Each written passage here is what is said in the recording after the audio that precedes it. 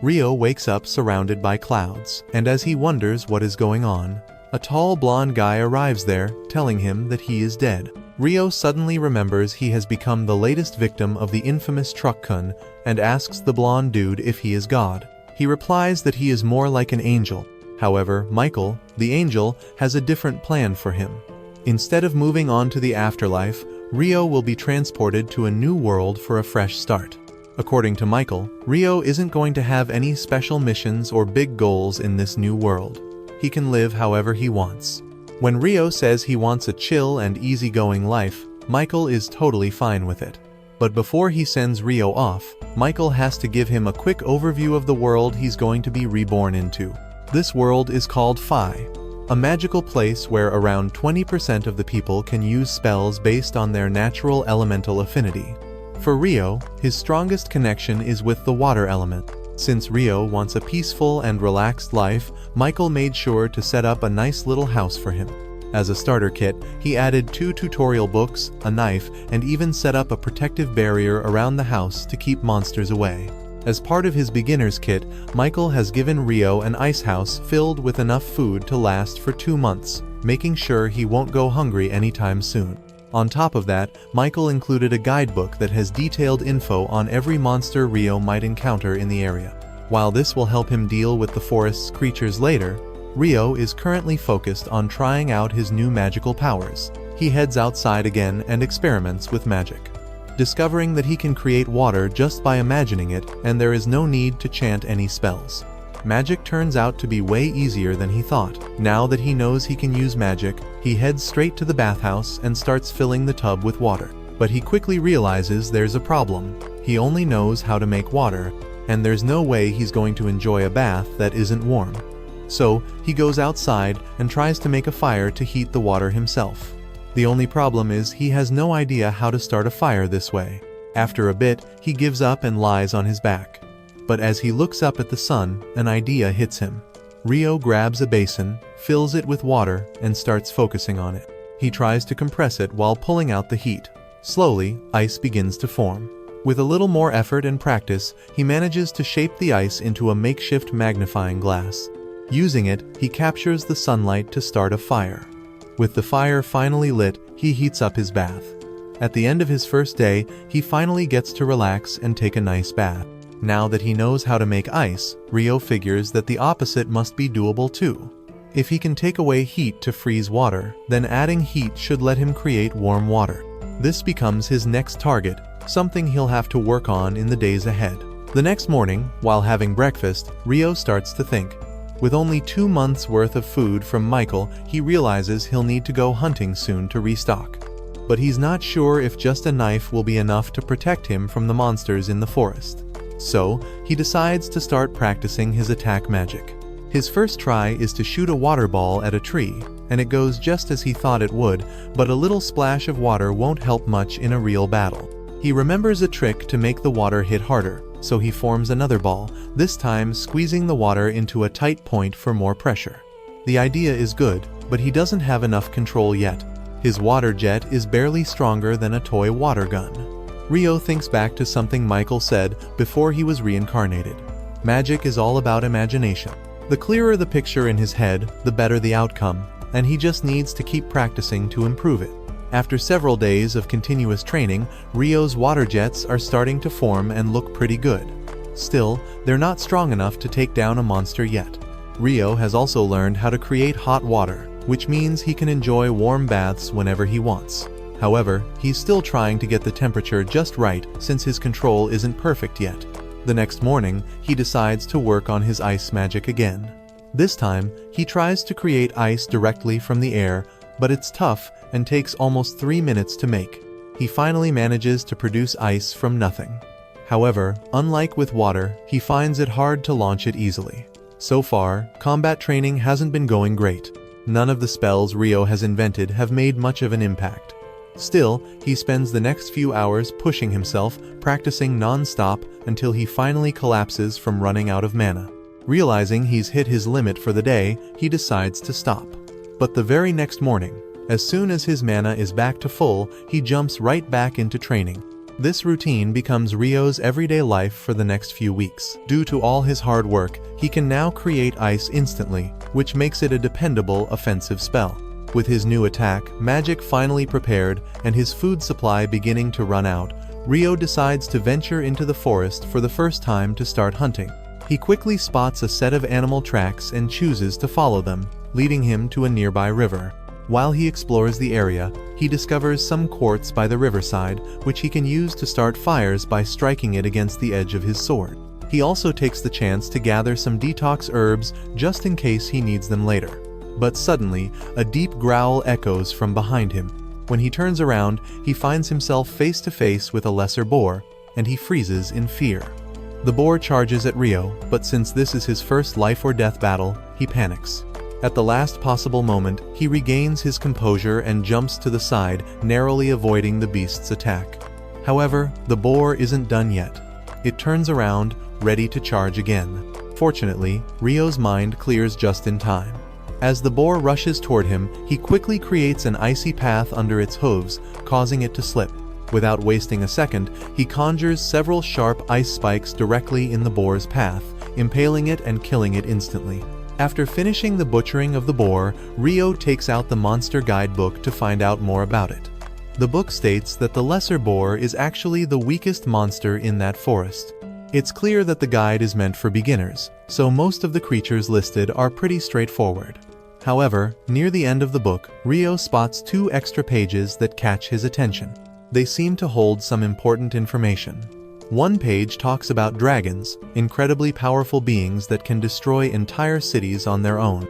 The guide strongly recommends running away immediately if he ever encounters one, as trying to fight it would be pointless. That said, escaping a dragon isn't very likely either, so meeting one means game over. The other page refers to mysterious entities known as Akuma, which are said to be a type of fallen angel. Unfortunately, the book provides very little detail about them. The only advice given is clear: if you come across one, you're basically dead. The next day, Ryo sets out to hunt again. But while he's not paying attention, a giant assassin hawk suddenly dives down from above and attacks him unexpectedly. The creature uses wind magic to cut through its target with sharp slashes. Ryo has no option but to flee, quickly conjuring ice shields to defend against the incoming wind blades. He understands that hawks are really dangerous foes and prefers to steer clear of a confrontation. However, fleeing isn't an option. This means his only choice now is to hold his ground and fight back. He raises his hand and sends out a stream of water jets, but the hawk skillfully dodges the attack and swoops down at him, using wind magic to strike. Ryo reacts just in time, creating an ice shield that slashes the hawk across the eye and sends it crashing to the ground. A few moments later, the hawk comes to its senses. Even though it has permanently lost one eye, it takes to the skies to retreat. But before it vanishes, it locks eyes with Ryo one last time, imprinting his face into memory because now it's personal. Ryo breathes a sigh of relief, thankful to have survived. Yet, this is far from the peaceful life he had envisioned for himself. During the chase with the hawk, he ran so deep into the forest that he became completely lost, wandering until late into the night. As he looks for a way back home, he unexpectedly comes across a glowing lake, and right in the center of it stands a Dullahan. From the looks of it, the creature has already spotted him. As time goes on, Ryo sharpens his abilities through constant training, becoming skilled at hunting and preserving food with ease. His water magic has become much stronger. He can now create sharp ice sheets and bring them down instantly. Even his water jets have improved, cutting through solid stone without any trouble. At this stage, his fighting skills are quite impressive. But ice magic isn't the only thing Ryo has been working on. Since his encounter with the Dullahan, he has been going into the forest every night to fight it. Oddly, the monster guidebook never mentioned the Dullahan. Either they aren't considered monsters, or they're too advanced for a beginner's guide. Still, Ryo is determined to confront it. He charges in with his ice staff and begins swinging, treating the fight more like practice than a real battle. After all, the Dullahan is way stronger than him in both power and skill. Ryo tries his hardest to protect himself, creating ice shields to block the attacks. But even with his efforts, he gets quickly overwhelmed and taken down in just a few seconds. Although the Dullahan has never said a word to him, Rio can't shake the feeling that it's acting like a mentor, trying to help him become stronger. Out of nowhere, the Dullahan raises its sword and uses water magic to extend the blade. Rio is shocked to find out that it can also wield water magic. After demonstrating how the technique works, the Dullahan gives the sword to Rio and calmly walks onto the lake. One day, while Rio is hunting, he gets ambushed by the same assassin hawk from before. He doesn't recall it being black previously. It must have evolved, pushing itself to become stronger just for this moment of revenge. The hawk dives at Rio, unleashing a flurry of wind slashes. In response, Rio quickly creates 5 layers of ice walls for protection. However, now that the hawk has evolved, its wind attacks are much more powerful, capable of breaking through all of Rio's defenses in an instant. A wave of anxiety starts to wash over him. Rio dashes across the field, raising ice walls to protect himself from the incoming strikes. When he sees an opportunity, he retaliates with a barrage of ice spikes, but the hawk easily dodges them, charging forward with a sudden burst of speed. And that's not the only surprise it has for him. The hawk emits a deafening screech at a frequency that disrupts Rio's magic, causing his ice shields to disappear and leaving him almost defenseless. But the hawk isn't done yet. It hovers threateningly in front of him. Rio has a feeling that a big attack is on its way, but he can't tell when it will happen. Just moments later, he senses a charge in the air as a lightning bolt comes straight for him, and that kind of attack could have been deadly. Fortunately, he manages to use a stick as a lightning rod and leaps away to save himself. As Rio tries to recover from the shock, the hawk dives down, ready to strike him with its sharp claws. At the last second, he calls upon his ice blade and blocks the attack. They exchange several more hits, but Rio recalls his tough training with Dullahan, so he notices a gap in the hawk's defense and thrusts his sword right through its neck. As the hawk falls to the ground, Rio approaches it slowly, feeling a sense of connection. He understands its pain. The hawk lost an eye because of him, and ever since, it has been determined to prove its strength, pushing itself to evolve. But Rio has also been putting in the effort to become stronger.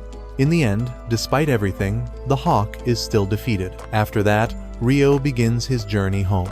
But to his shock, a dragon suddenly appears in front of him. Remembering what he read about dragons being unbeatable, he thinks this is the end for him. However, to his surprise, the dragon communicates with him through telepathy. It doesn't seem hostile at all. In fact, it tells him that it's just passing through, looking for a black hawk that went through the area. The dragon simply wants to know if Rio has seen it around.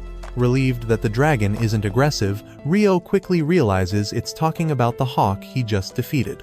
Feeling nervous, he apologizes and explains that the hawk attacked him first, leaving him no choice but to fight back and end its life. The dragon is shocked that a human like Rio could defeat a hawk, although he doesn't seem particularly upset about it. What really grabs his attention is the sword Rio carries. He instantly recognizes it as the Fairy King's blade, wondering how the Fairy King could trust such a powerful weapon to a mere boy. Rio must have done something impressive to earn that trust. The dragon has started to like Rio, and since Rio still doesn't know much about this world, he hopes to ask the dragon some questions. They end up talking for several hours into the evening, but their conversation is eventually interrupted when the dragon says he has to go home. Rio thanks the dragon for his answers, and the dragon thanks him back, mentioning that it's been a long time since he's had such an interesting chat. They say goodbye warmly. Meanwhile, up in heaven, Michael is reviewing the documents about Rio's reincarnation when he suddenly notices something he had missed before. It turns out Rio was given a hidden trait, something Michael hasn't seen since he sent a girl to that world 10,000 years ago. In Rio's case, the trait is eternal youth, and Michael finds it quite strange.